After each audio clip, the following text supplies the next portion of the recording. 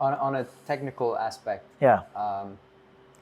what do you think is the most common, the most neglected best practice that guys get away with because of their athleticism? Okay, so guys who rely a lot on speed and athleticism, I'd say the jab. Yeah. The jab often gets neglected, and just different types of jabs. You know, a jab isn't always just a jab. You know, depending on how you angle it and how you step into it, and whatever. There's so many ways you can throw a jab, and feints, like feints. When I had Jesse on the show, it was talking mostly about feints. Like you can tire someone out just with the feints. Yeah. Absolutely.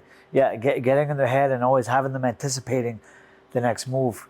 You know, it's that mental energy it's taking, always trying to on the back foot, trying to be aware, and you know that's you do without having to throw any punches. You know. Yeah, absolutely. Yeah. And inside fighting for myself today, like I'm really proud of my fight with Dargan because it's one of the fights where one of the best inside fighting performances I think I ever fought for myself, and that I think we don't see enough of in the game today.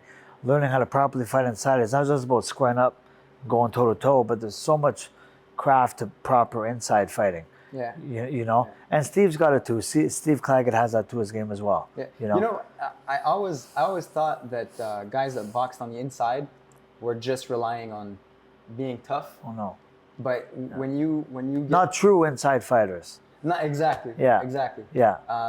But it's easy to put everybody under the same. Yes. Under the same, he's an inside fighter. He's just a brawler. It's where you position your head and the shoulder on the guy and manipulating where his hands go and his arms and stuff to where he's in a position where it's not a foul and you're not clinching, but you're keeping him from punching you while you're still punching him. Right. Yeah. You know, and smothering without making it look like it's a foul.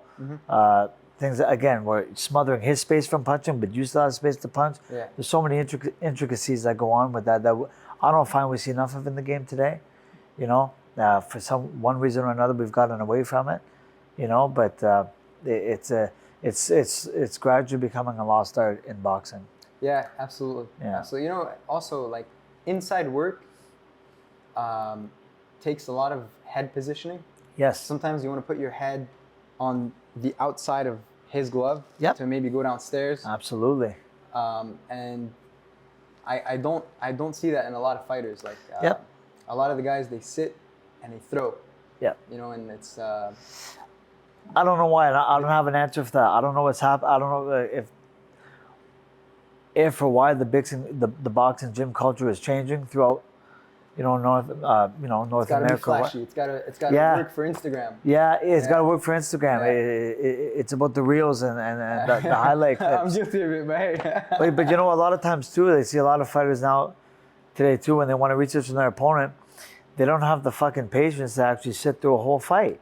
Mm-hmm. They want to watch highlight reels, highlight compilations instead to give them an idea of what they're up against. Anybody can look. Are you kidding me? Invincible on a highlight reel. Yeah. Like you got to watch the whole fight if you really truly want to study, and see what you're up against, and observe a guy's tendencies and what makes him tick, and what brings out his bad habits, his good habits, his strengths, weaknesses, whatever.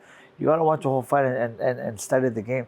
Cuz the Matter used to make Tyson. That's why Tyson's such a fight historian when it comes to boxing. He's like, Cus made him watch all those old timers and all those clips from beginning to end. Sometimes I feel ashamed for not knowing a certain fighter. You know what I mean? Yeah, but YouTube is a library now. Oh, absolutely. They're out there. Absolutely. For the most part. For the most part, they're out there. Because I found myself too, and I consider myself a historian because I was a fanatic when I was a kid. I read everything, But